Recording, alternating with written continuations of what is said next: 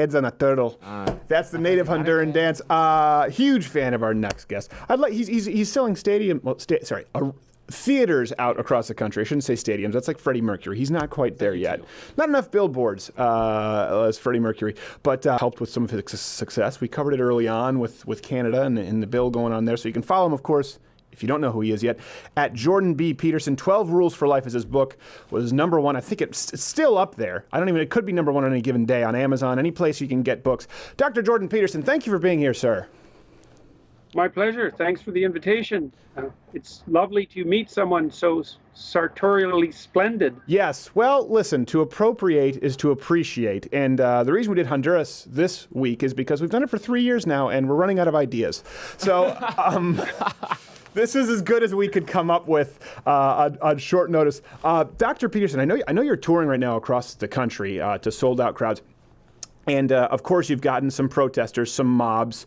And we released a video this week to, a lot of views, a lot of interactions. Crowder confronts. And this has been confronting people who make online death threats or calls to action or plots of violence. And what was remarkable to me, I wanted to get your take on this as a clinical psychologist. No one with the mob when they're chanting. No one condemned actions of violence. You see this with Maxine Waters now.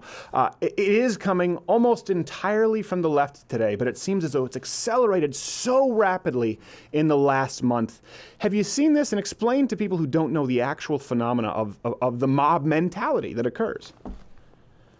Well, in a mob, there's distribution of responsibility, right? Because everyone is faceless. And so, well, a lot of what keeps people sane is being held immediately responsible for their actions. And so That's why one-on-one interactions tend to remain peaceful. But of course, you can be anonymous in a mob. And then because you can be anonymous, if you're resentful or angry or anything like that, or vengeful, then you have the opportunity to let your worst, what would you say, the worst parts of you manifest themselves without fear of being called for your actions. Before I interrupt you, was that a tugboat? What was that? I said, before I interrupt, I hate to interrupt, was that a tugboat? What was that sound that we just heard? No, it's probably a water pump. Okay, it comes through the speaker. I'm in a motorhome, eh? Okay, all right, so I continue. You were talking about the accountability, but through my headphones, it sounded like a tugboat. Continue, Doctor, I apologize. Well, a mob allows people to hide, fundamentally. Yeah. This is also why you can't really apologize to a mob.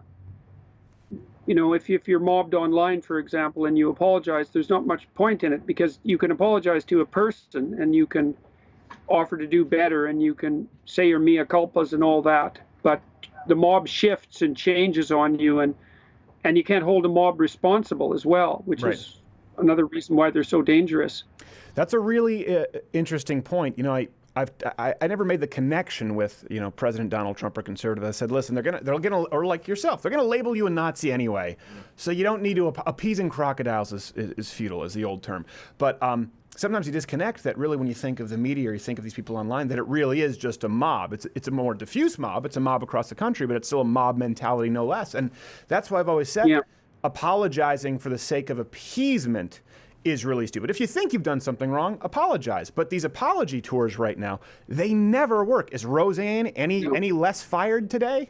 I don't think so. Well, the other thing too is that the part of the mob that you apologize to isn't necessarily the same mob that goes after you apologize.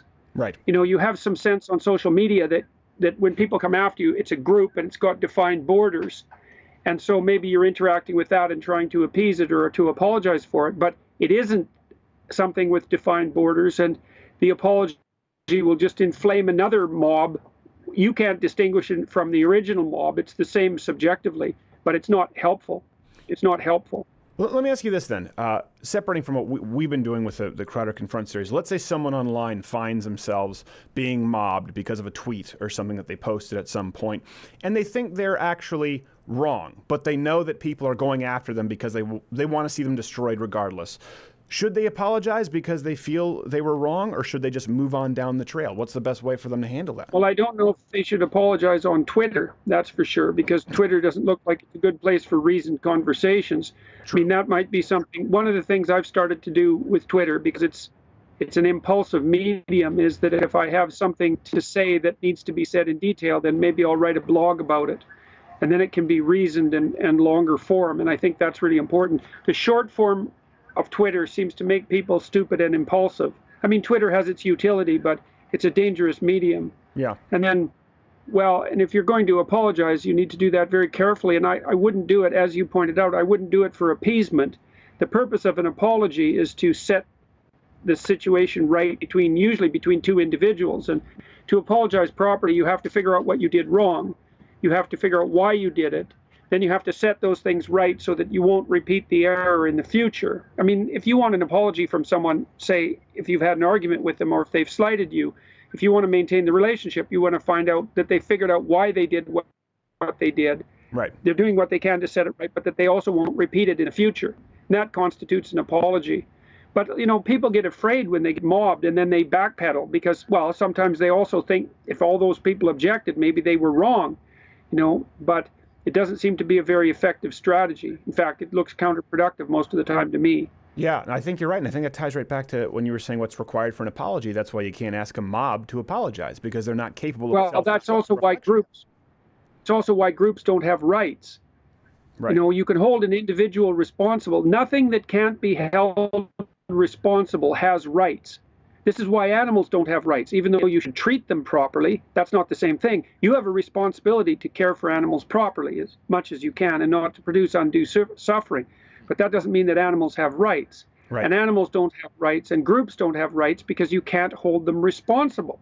Jesus, it's such an elementary truth. You'd think that we would have figured that out after a couple of 100 years of discussions about rights. But it's a crucial issue because responsibility is, well, and it's also the case that it's responsibility, not rights, that are the bedrock of our society, right. Which is something I've been talking to these crowds about constantly. And everybody's very, well, I don't know if they're crowds.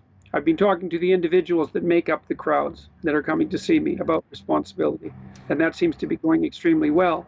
And this violence thing you've been talking about, like I would really, really caution everyone in a situation like this to do everything they can to turn the other cheek, because we're in a situation, a polarized situation is very dangerous because one person slaps the other and then this person punches this person and then this person hits this person with a stick, and like it starts to escalate. Yeah. And that escalation is really, really dangerous. And you want to do everything you can to forestall that because it can get out of hand. It's a positive feedback loop and it can get out of hand very, very rapidly.